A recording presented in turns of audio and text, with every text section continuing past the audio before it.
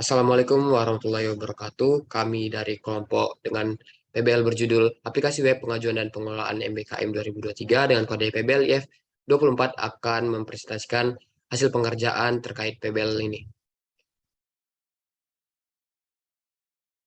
Oke, untuk yang pertama itu ada identitas proyek dari PBL ini. PBL ini berkodekan dengan ID IF024. Pengusul proyek itu ada jurusan Teknik Informatika dengan manajer proyek Pak Banu Failasuf STR. Kemudian Koman Pro ada Bu Siti Nur Cayati STMSC dengan judul proyek aplikasi web pengajuan dan pengelolaan MBKM atau yang bisa disebut Merdeka Belajar Kampus Merdeka. Klien atau pelanggannya jurusan Teknik Informatika, pengarah atau dosen dan laporan matkul bisa dilihat seperti yang ada di PPT. Oke, lanjut untuk anggota dari tim PBL ini. Yang pertama itu ada saya, Tirta Abdulizam sebagai ketua, kemudian ada Aditya Bagas Triswanto sebagai anggota, dan juga Nadila Hanifatus Saida sebagai anggota 2. Untuk deskripsi proyek, apa itu aplikasi web pengajuan dan pengelolaan BKM?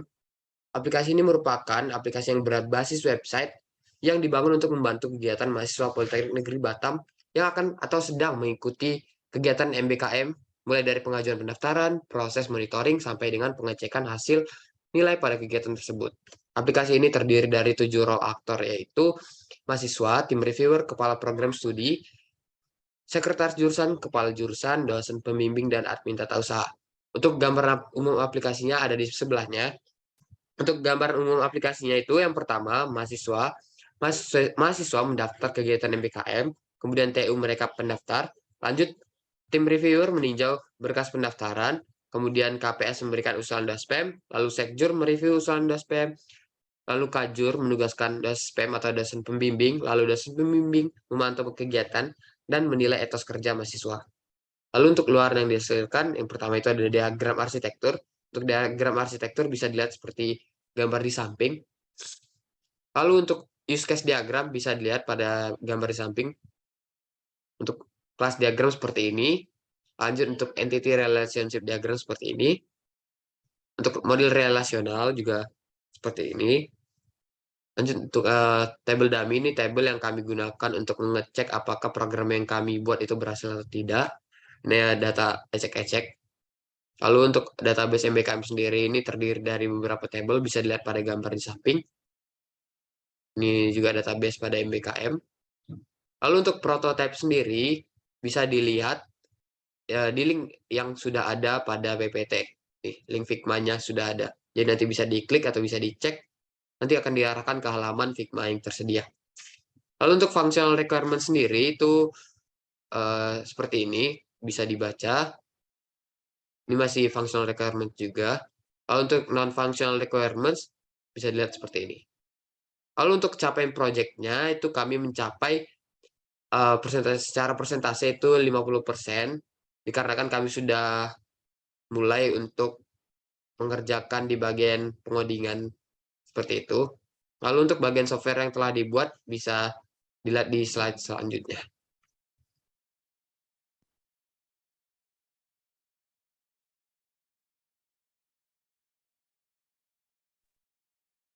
Baik, selanjutnya ada halaman login seperti yang ada di dalam PPT.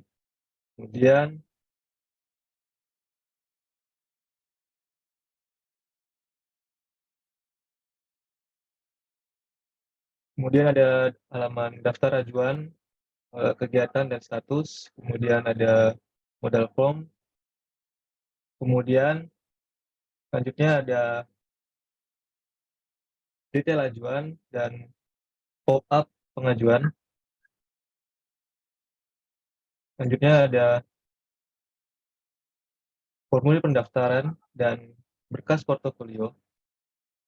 Selanjutnya ada dashboard reviewer dari halaman reviewer.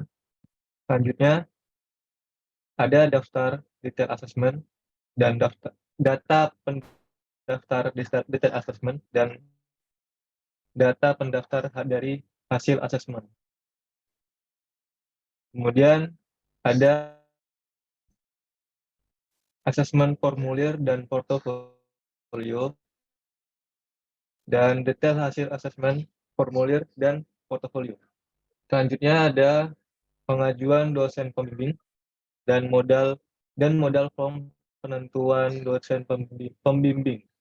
Selanjutnya ada tampilan tata usaha, dashboard tata usaha, dan data pendaftar.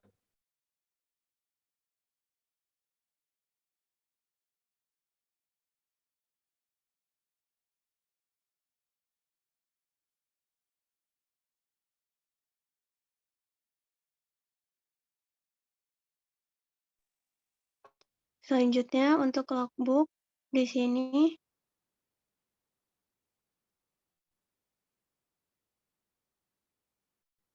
yang pertama ada logbook planning. Di sini ada detail pengerjaan, output, lalu ada tanggal mulai, tanggal selesai, dan presentasinya. Lalu yang kedua,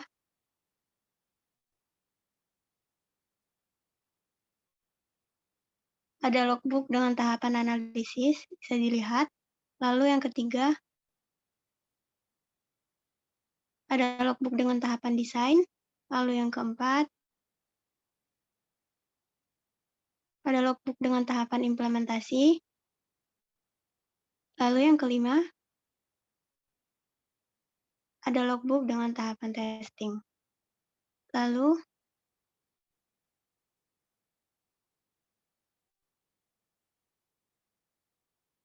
di sini ada peranan setiap anggota dan job desk-nya. Di sini Tirta Abdul Hizam bertanggung jawab untuk akun tata usaha, Aditya Bagas Triswanto bertanggung jawab untuk akun mahasiswa, dan Adil Hanifatul Syahida bertanggung jawab untuk akun reviewer. Selanjutnya,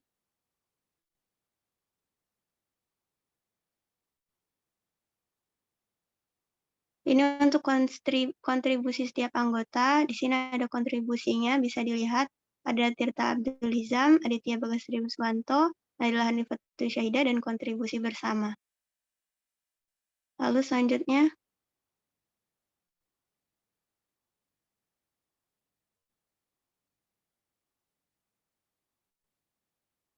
ini untuk kendala yang dihadapi. Yang pertama adalah permasalahan jaringan yang membuat kesulitan untuk berdiskusi dan mengerjakan bersama via Jimit. Lalu yang kedua, ada pengerjaan tugas mingguan dan mini PBL lain yang mengurangi banyak waktu dalam menyelesaikan proyek. Lalu untuk tahapan selanjutnya, yang pertama, kami akan membuat menu pengisian logbook dan laporan akhir pada akun mahasiswa. Yang kedua, kami akan membuat menu pemantauan aktivitas peserta kegiatan yang bersangkutan pada akun dosen pembimbing. Yang ketiga, membuat menu instrumentasi kegiatan peserta pada akun reviewer dan dosen pembimbing. Yang keempat, membuat akun TU, KPS, Kajur, dan Sekjur dalam pemantauan seluruh aktivitas kegiatan. Yang kelima, mengerjakan capaian proyek tiap mata kuliah lain.